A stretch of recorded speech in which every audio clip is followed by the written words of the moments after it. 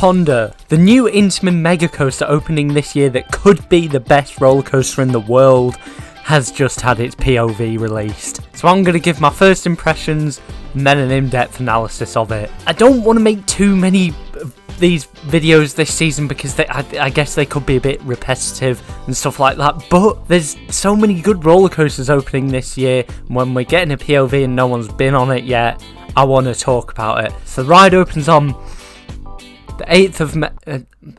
There's no way I'm getting this video out on time. So it opens on the 8th of May, which is very soon and quite possibly before I'll release this because I'm lazy. But I have been watching this coaster being built for years. I remember when it first announced, I thought it was going to be the best thing ever, and I couldn't believe that it existed and was going to be built. So this is a very big moment for me, checking out the POV for the first time. I'm aware it does have a G-Force thing on it as well, which is, yeah, I'm going to have lots of fun looking into that when I do the more in-depth bit. But anyway. First reactions, I'm going to watch it. Oh my god, I actually love how they've included the G-Force stuff. Right, okay, here we go. I'm actually, this is exciting. Anyway, it's going down the drop, but it's turning, yeah, that looks cool. Oh, it's actually really intense. That first airtime hill is, yeah, it's strong. I'm surprised at how quickly it bang. I don't even know what to say, to be honest. Like, oh my god, I'm trying to make a reaction, but I just keep watching it and thinking that is epic. The main thing that's got me so far is like the plouts at the bottom are really strong, and the airtime is cool. The non-inverted cobra roll thing. Oh my, what do I even say? Like, it's just insane. This isn't useful whatsoever. Oh, it's just, oh, it's intense, and it's strong. The airtime's strong. Everything I'm watching, like, I expected before, but it's just insane to actually see it happening, you know? Oh, I love it. The airtime's strong. It's cool. It's good.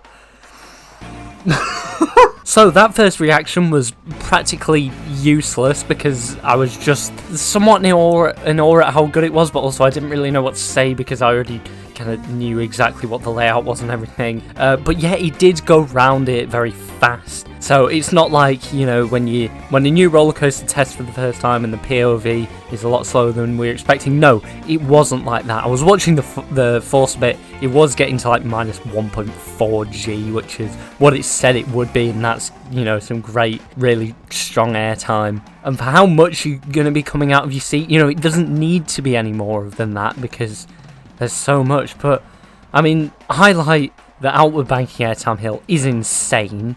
It just is. And even on the parts where there isn't airtime, it just seems to be very intense with positives and stuff. So, you know, because that reaction was completely useless for you, now I'm going to go through it slower, watch it a few times, all of that, and I'm going to talk about. I'm just very excited for this. I've been waiting for years. Okay, so the first thing that I've noticed is that the G-Force counter looks like it's from data that's like come from a computer rather than being actually recorded from the ride, and I think it's combined force rather than vertical force as well, so you know, I can't really use it in the way I was wanting to. Yeah, but anyway, let's start from the beginning. So the drop is very steep and it is just simply madness on the back row. First pull out is strong and very intense. It's apparently 4G. Yeah. Anyway, you go straight up into an ejector hill, which is a great way to start it off when the train has lots of energy. Just put some pure ejector in time there before it gets real gnarly later. It says minus 1.3 G, but we don't know where that measurement comes from, probably from Intamin when they designed the ride, but that's probably in the middle of the train, and according to me anyway, it looks like it's more, at least on the front and the back of the train. So I'm going to mention that now, rather than on every single element. I think the forces probably will be more towards the end of the train. Anyway, so the outer bank after the airtime hill is just madness, isn't it? It does look to provide some sustained, really strong airtime, like Steel Vengeance does, but it also really whips into it, unlike Steel Vengeance, and it doesn't have stupid shin guards on the restraints. I love it. It looks like one of the best elements on any coaster ever. The ride heads to the right and banks up before it heads into the first non-inverting cobra roll. Now this is a great element because the coaster is beginning to reach the middle of the layout, so it needs to keep it interesting with something a bit funky. The idea of this element seems to be about the sensation of disorientating, twisty airtime as you bank in and out of the element. This looks to be a really cool feeling, kind of similar to Untamed's 270-degree corner stall a bit, if you know what I mean. And you're really being pushed into your seat just before it, so the sudden transition from the steep pull-out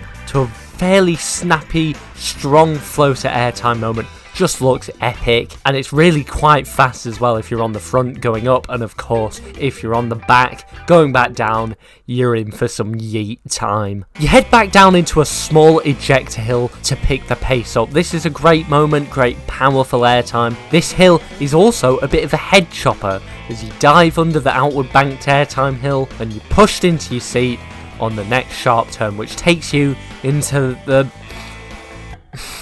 extreme wall stall, which is a wave turn. Yeah, it is a wave turn. Again, this could be a good head chopper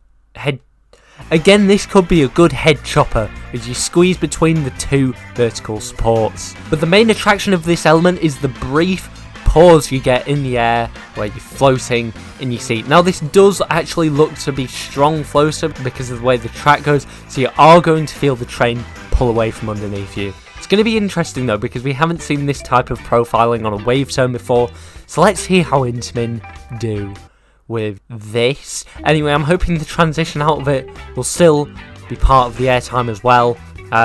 Yeah.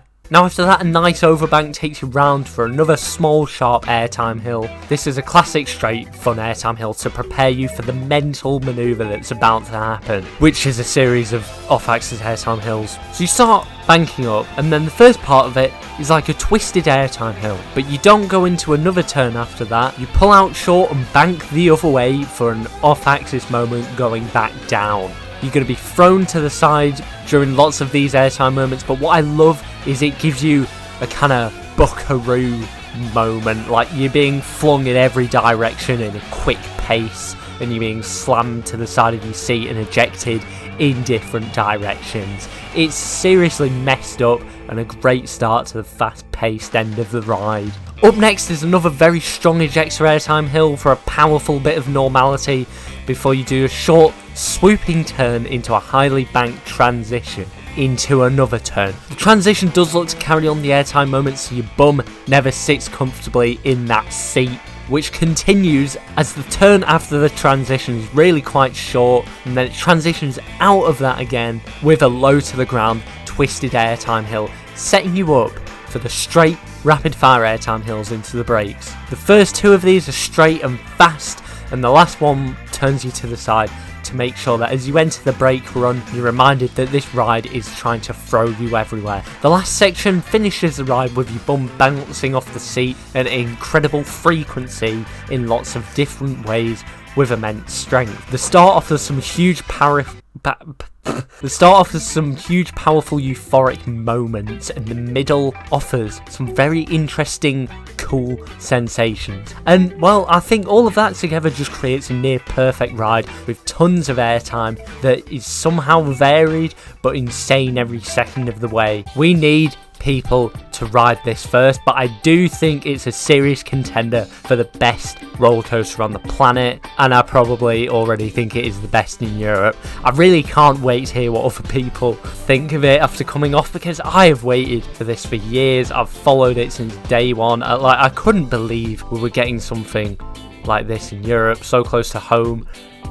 It's mad. So do you agree or disagree with me in the comments, or whatever? Tell me what your opinion is. I'm interested to see what other people think of this after seeing the POV. Is it as good as I think it is, or am I deluded? I'm glad that's over. I really need a poo.